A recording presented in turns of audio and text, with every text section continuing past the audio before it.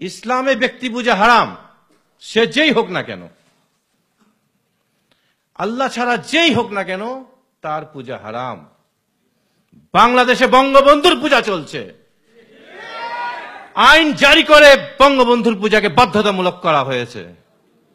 এই পূজা যে না করবে তার সর্বনিম্ন শাস্তি 7 বছর, সর্বোচ্চ 14 বছরের শাস্তি। আমি যদি ভুল বলি আপনারা আইন দেখে নেবেন, একটা বিশেষ আইন করা হয়েছে তার জন্য, সংবিধান সংশোধন করা হয়েছে তার জন্য, তার ছবিকে মালা পরাবার জন্য, ছবিকে শ্রদ্ধা করার জন্য।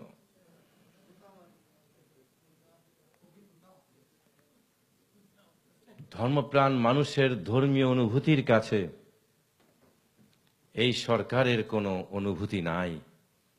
এই সরকারের কাছে ধর্মপ্রাণ মানুষের ধর্মানুভূতির চেয়ে জয়ানুভূতি বেশি ইম্পর্টেন্ট। ধর্মানুভূতির আঘাত দেওয়ার জন্য লতিফ সিদ্দিকীর কোনো বিচার হলো না, জয়ানুভূতিতে আঘাত দেওয়ার জন্য তার মন্ত্রিত্ব চলে গেল। ধর্মকে তারা কোন পর্যায়ে নিয়ে এসছে